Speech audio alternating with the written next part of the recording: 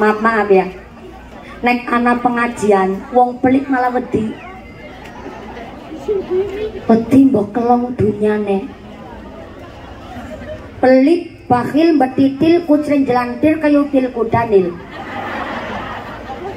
Wong pelit politike ya Allah ngegirisi banget bu. Wong pelit tuku toge nang pasar, toge seperempat harganya berapa bu? 4.000 toge.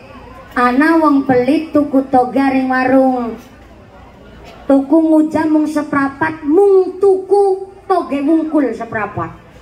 Ning sengaja nggone tuku isuk-isuk duwite atusan ewu. Padahal dheweke nyekel duit 5.000 pas, tapi sengaja duit atusan ewu tuku isuk-isuk ngujat tuku toge mung seprapat.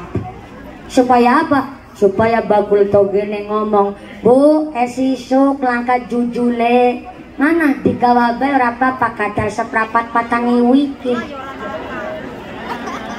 Itu politike wong pelit, Pak. Ngisuk kaya gue maning. Nganggo duit atusan kue maning.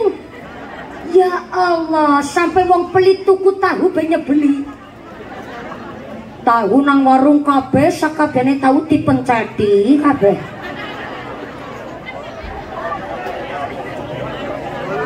Sampai bakule tahu takon, "Ya Allah Bu, kita tahu dipenceti ben ngapa?"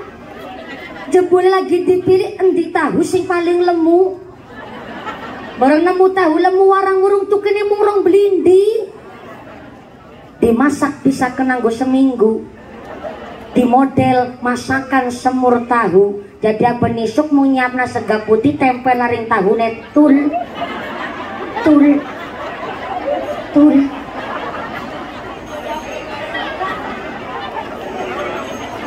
ya Allah ya Karim. Tuh politiknya wong pelit bu. Gue kesenangan awake dewek be eman-eman ngetokna duit, apalagi untuk sosial. Ya jelas orang mungkin ngetokna duit. Maaf nih, saya pernah punya pengalaman. Dulu pas saya tahun 2000, umur saya masih 5 tahun. Sampai tahun 2003, saya jadi bakul es lilin keliling plus pulau niki pangon kambing. Kambing embek saya 43 lanang kabeh. Si wadon mung aku wungkul. Tapi aku weduse. Aku sing ngangon. Tangan kiri megang gitik. Gitik itu apa ya? Pecut. Tangan kiri pegang pecut, yang kanan gendong tremos es. Mungkin kalau saya ceritani sekarang banyak orang pada nggak percaya karena lihatnya yang sekarang. Tapi kalau dulu panjenengan meriksani saya jadi bakul es plus pangon wedus, kayaknya melas. Kenapa melas sama mumpuni? Soalnya saya sama tremos esnya lebih gede tremos saya. Jadi kalau habis pulang jualan es ini bekas di sini gagang tremos esnya. Dulu es saya sangat ramai dan laris karena tahun zaman 2000 masih langka, jarang orang punya kulkas. Sehingga es saya sangat primadona karena es saya lain daripada yang lain. Yang lain satu biji jualnya 100 perak, saya jualnya 200 perak. Kenapa malah yang mahal lebih laris? Karena es saya berkualitas tanpa sari manis, mutlak pakai gula Jawa. Dan tiap hari selalu ganti variannya, nggak sama. Jadi kalau umpama kemarin kok nggak habis, maka nggak saya jual lagi. Karena tiap hari bervariasi. Ada es kacang hijau, es kelapa muda, es degan, lajang es gedang. Es gedang itu es cau, cara sini es cau. Lajeng yang paling jadi primadona es roti tawar dan es rujak bumbu kacang.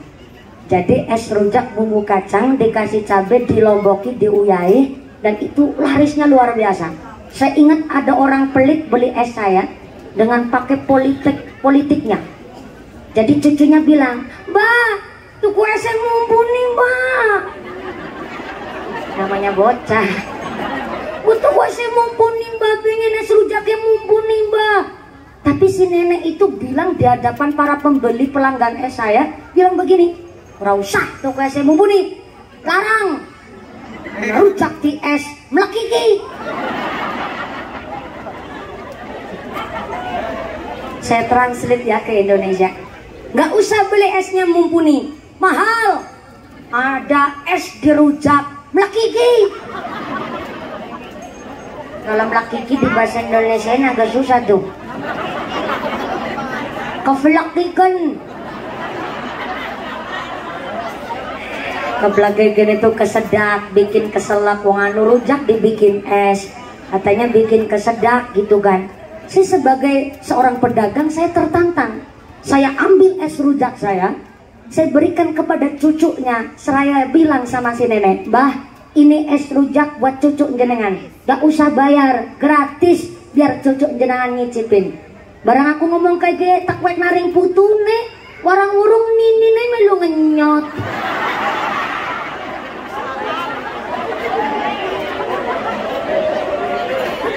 Allah karim. Itu model politiknya wong pelit. Dia beli sengaja nyidrani supaya digratisi. Jadi dia beli sengaja komentar pedas, komentar buruk supaya digratisi. Ada bakul ider nih kok, bakul ider sayur. Sengaja dheweke nggone ngomong mesti nyelek udak. Lah, tahu sekutil-kutil. Lah kok regane 10.000, 2.500 bae ya, anu sekutil-kutil iki. Gitu tuh modelnya orang pelit. Maka orang pelit nggak bisa ikut berorganisasi dan tidak mampu memajukan agamanya. Arep melu fatayatan, lara sih dan melu fatayat, jebule fatayat seragame tuku. Mundur ora sida. Dari melu muslimatan lara sih dan melu muslimatan. Jebule muslimatan sekitik-sekitik dela-dela urun. Mundur ora sida. Beri tinggal ikut acara yasinan lah. Rasida melu yasinan jebule sing kepanggonan yasinan melu wedang.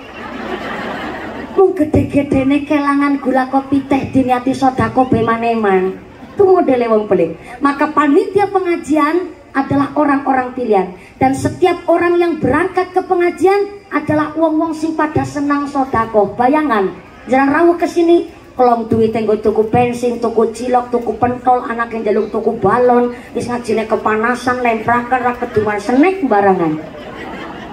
Kadang masih ditariki infak ikhlas. Itu nggak setiap orang ikut pengajian mau berkorban seperti itu. Maka orang yang ikut pengajian, panitia pengajian adalah orang-orang sing podo dermawan, berjuang tenggalan sing diridhoni Allah. Dan panitia pengajian mau berjuang bahkan kurangan apa bimal genomboki. Itu panitia pengajian.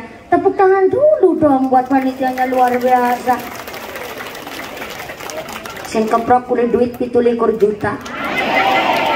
Gua ziarah Mekah Madinah, bisa jadi bapak haji bu hajah.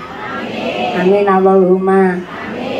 Tadi lagi cerita apa ya, kok bisa ngebahas sampai orang pelit barangan ya bu. Begitu nih kalau ngaji, terkadang saking asyiknya sampai apa baik dibahas. Kita kembali lagi kepada orang-orang yang memakmurkan masjid. Jadi ketimbang kita ini rame bikin posong story WhatsApp, menjelek-jelekan si A, menjelekkan si B, ngaku paling benar sendiri. Mari kita belajar adab kita ketika kita melihat muadzin. Namanya toa masjid kan digunakan oleh muadzin untuk azan, betul? Makanya ada ungkapan antara imam masjid dan muadzin, malah ternyata titelnya lebih utama muadzin. Mantep gak tuh muadzin? Mantep banget bu. Antara imam sholat sama muadzinnya pak, itu lebih utama muadzin. Kenapa? Karena rata-rata muadzin azan dengan ikhlas. Niliki jam 3 kurang seperempat. Ya Allah, saya sholat asar nih, langsung berangkat ke masjid, nyetel toa azan. Terpanggilnya karena keikhlasan. Tapi maaf, kalau imamnya masjid terkadang begini, ya Allah, awak mandan lagi pada lagi ya. Tapi wis dilantik, wis ditetepna jadi imam masjid. Orang imamnya orang kepenak karo kaki wagimin. Kaki wagimin terus ngentikakan, tuh Jan, wayahe panen, arep ora salat jamaah wis dadi takmir masjid. Masa takmir masjid malah orang sholat jamaah? Nah, di situ makanya ada satu ungkapan antara muadzin dan imam sholat malah lebih utama muadzin. Maka muadzin itu nggak sembarangan, besok pun di akhirat dia tetap dapat bagian pahala. Contoh nih, panjenengan nggak cocok sama muadzin A umpama. Si muadzin A tukang adanya suaranya agak kurang bagus. Terkadang kita di rumah ngebatin, ya Allah suara ora petak, kayak kuadzan jan fasih-fasih ora, suarane syahdu ora adzan. Tapi kelak kita di akhirat, ini masih di Adhkarun Nawawi, bahwa siapa saja yang mendengar suara adzan, baik dari kalangan manusia, jin, tumbuhan, hewan, batu, bahkan mik yang untuk adzan, kelak di akhirat dia akan bersaksi bahwa si A walaupun suaranya tidak bagus-bagus amat, tapi dia adalah muadzin. Tetap kita jadi bagian saksi. Seorang urung gelem ganteni ora protes. Di masyarakat terkadang begitu. Maka akhlak adab kita ketika melihat muadzin ada doanya. Doa kita melihat muadzin, entah itu lagi mau azan ataupun ketemu di jalan, kita berdoa Allahumma ja'alna muflihina. Saya ulang, ketika kita lihat muadzin lagi lewat, kita berdoa Allahumma ja'alna muflihina. Artinya, ya Allah, tolong jadikanlah kami semua, bukan cuma muadzinnya, tapi kami, berarti kita semuanya. Tolong jadikan kami semua ya Allah muflihina, orang-orang yang beruntung, orang-orang yang bejo. Bejo yang bagaimana? Bejo dunyane, bejo akhirate. Allahumma amin. Ketimbang ngurusin toa masjid, mending kita ngurusin muadzin. Bahkan umumnya kita kalau mendengar suara adzan, Allahu Akbar, Allahu Akbar, kan jawabannya kita Allahu Akbar, gitu ya. Itu bagus banget tuh. Berarti kita sadar setiap saat kita ngucap asmane Gusti. Ini ada tambahan Pak, hanya sekedar tambahan. Mau dipakai silahkan, enggak juga enggak apa-apa.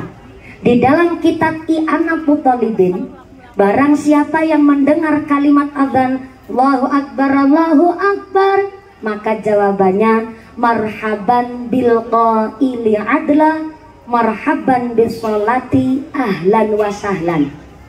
Amangko falahu alfa alfi hasanah, maka Allah akan mencatat beribu-ribu kebaikannya bagi orang-orang yang ketika mendengar suara adzan Allahu Akbar, jawabannya marhaban bil qaili adla, marhaban bis sholati ahlan wa sahlan. Maka Allah akan mencatat beribu-ribu kebaikannya. Mau dipakai silahkan, enggak juga enggak apa-apa.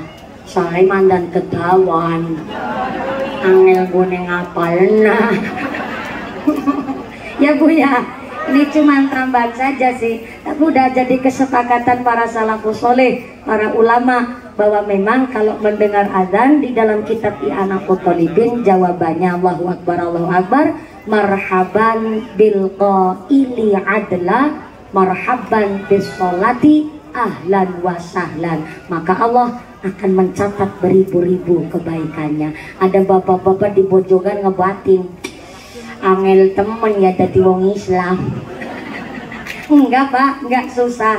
Kenapa sih mumpuni kita kok orang Islam banyak banget aturannya? Iyalah banyak aturannya, orang banyak maunya.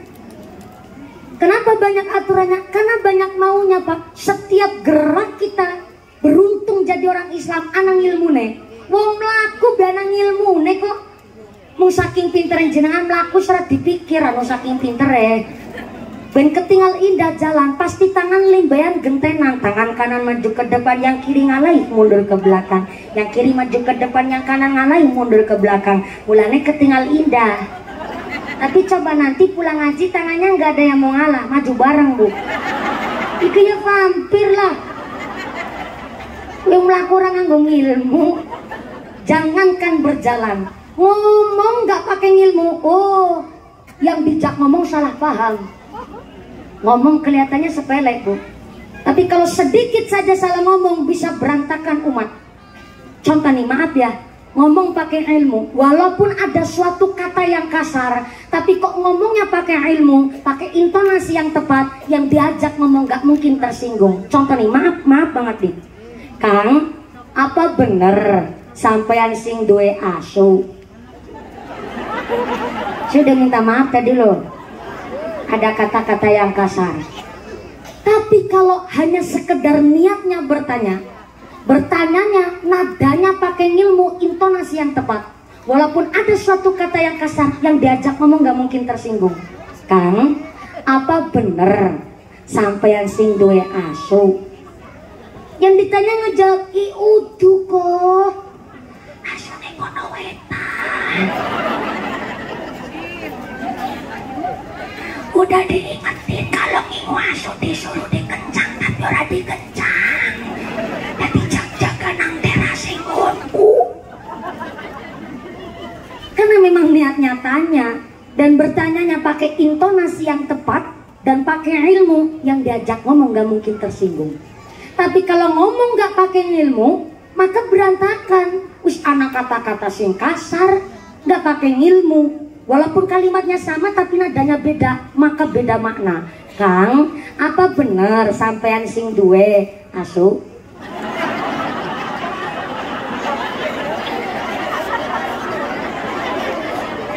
Loh, kalimatnya sama persis loh, sama yang tadi saya contohkan. Cuma nadanya aja yang nggak pakai ilmu. Kang, apa bener sampean sing duwe asu? Yang diajak ngomong tangannya langsung ngepel. Rika ngarani nyong. Gelut padu rame. Nah ini pentingnya kita pakai ilmu. Beruntung kita jadi orang Nahdlatul Ulama, bahwa hidup dengan seni akan indah, hidup dengan ibadah akan terarah. Di dalam orang Nahdlatul Ulama, doa yang susah pun gampang diapalin. Kenapa? Karena pakai seni. Contoh nih, Allahumma barik lana fi rojabah, Allahumma barik lana fi rojabah, wa sya'bana wa balighana ramadana, wa sya'bana wa balighana Ramadana. Kenapa pakai lagu, pakai seni? Supaya gampang diapalin. Nggak pakai lagu juga nggak apa-apa. Cuma banyak orang kebablasan kalau nggak pakai nada. Allahumma barik lana fi ma rojaktana wa qina adzabannar. Gitu ngarpangan.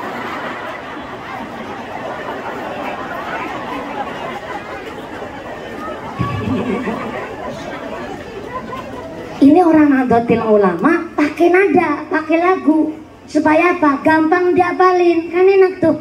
Ambil masak doa, Allahumma barik lana fi rojabah, wa sya'bana wa balighana ramadana, wa sya'bana wa balighana Ramadana.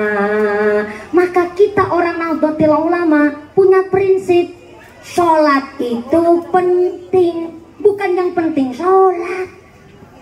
Kalau prinsipnya yang penting sholat, sholatnya belum mampu membentuk jiwa yang berkah, belum mampu membentuk hati yang lapang, belum mampu sholatnya ikhlas kalau hanya yang penting sholat. Tapi kalau sholat itu penting, maka sholatnya mampu membersihkan hati. Saking pentingnya sholat ini, bulan Sya'ban tetap kita rajaban. Loh, Rojabnya itu kan peringatan bagaimana pentingnya sholat. Sampai Imam Al-Ghazali mengatakan, as-sholatu roksul ibadah. Roksun guys, roksun itu kepala, mustaka, sirah. Kenapa sholat digambarkan pentingnya kepala? Karena kepala adalah organ tubuh kita yang sangat penting. Saking pentingnya kepala, orang yang paling penting di sekolah namanya kepala sekolah. bukan dengkul sekolah. Orang yang paling penting di desa, sampai ada 2 orang di desa Bantar Dawa rebutan kepingin jadi kepala desa. Kepala desa bukan budel desa. Budel desa mau kepingin jadi kepala. Mereka penting banget tuh kepala. Saking pentingnya kita punya kepala, kita masih bisa disebut manusia sebab masih ada kepalanya. Buktinya tak tengah malam Pak Kiai Haji Mukhtar kerawuan tamu, aya nu ketok-ketok pintu, bareng dibuka pintuna ternyata tamu na Pak Kiai. Maaf, kakinya buntung, maaf, tangannya juga buntung karena maaf cacat dari sejak lahir, difabel, mohon maaf. Setelah Pak Kiai meriksa nih ada tamu begitu, merinding Pak Kiai, jangan-jangan ini walinya Gusti Allah. Akhirnya oleh Pak Kiai langsung dipersilakan masuk, bahkan diberi unjukan, dikasih daharan, bahkan dikasih sodakuan, karena Pak Kiai Haji Mukhtar MWC yang sangat dermawan. Pak Kiai Haji Mukhtar dermawan apa enggak Pak? Dermawan. Coba saya ingetin nanti nambahin amplop apa enggak nih?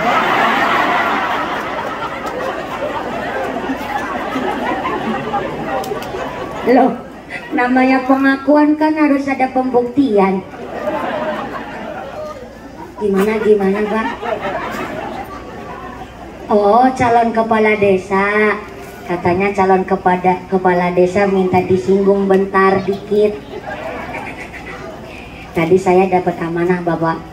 Ada beberapa amanah yang masuk kepada saya. Salah satunya adalah mumpuni, tolong besok ngajinya yang netral terlebih dahulu, soalnya mobilnya agak panas gitu kan. Jadi kalau saya sebut incumbentnya saja udah jadi masalah, nanti amplop nggak sampai tangan saya malah repot.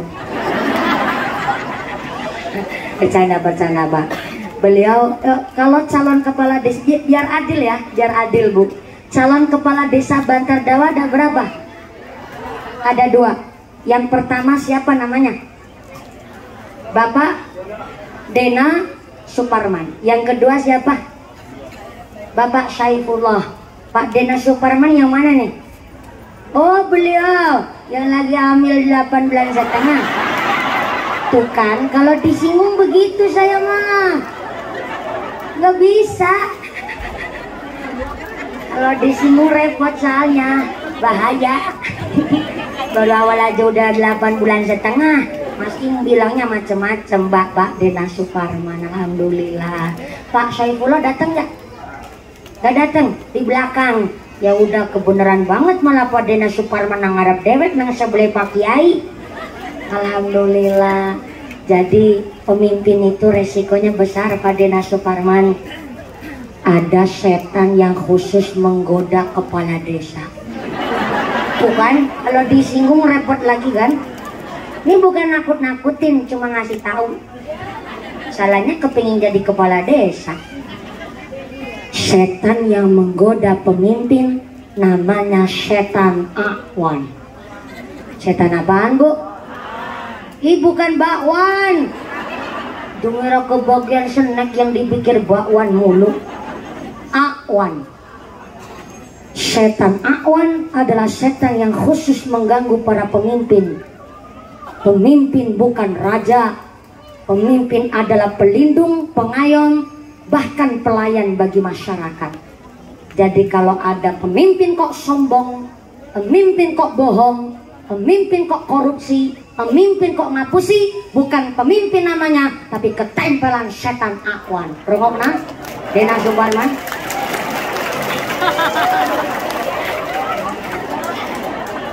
Rungokna Dena Suparman, Saifullah barangan. Mengadil sekalian.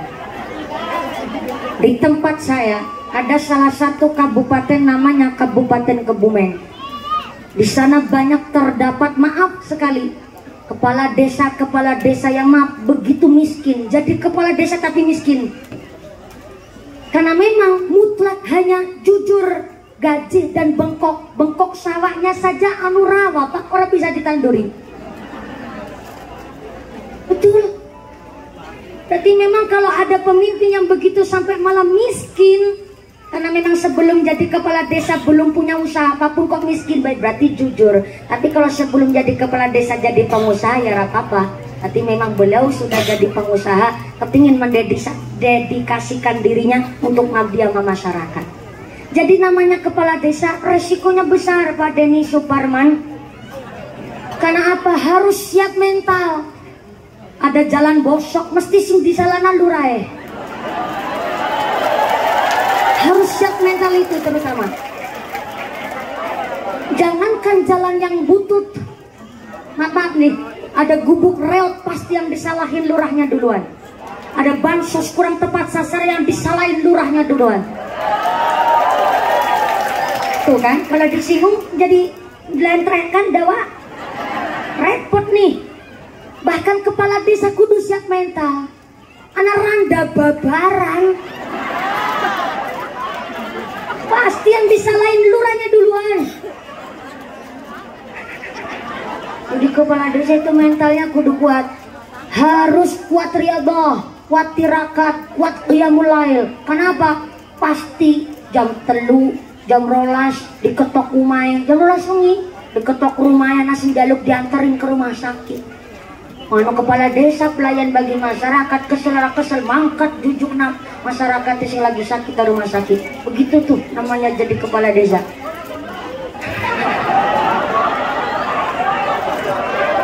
Bentar. Ini kita ceramah pengajian tidak akan menelanjangi siapapun. Tidak untuk menjelek-jelekan siapapun.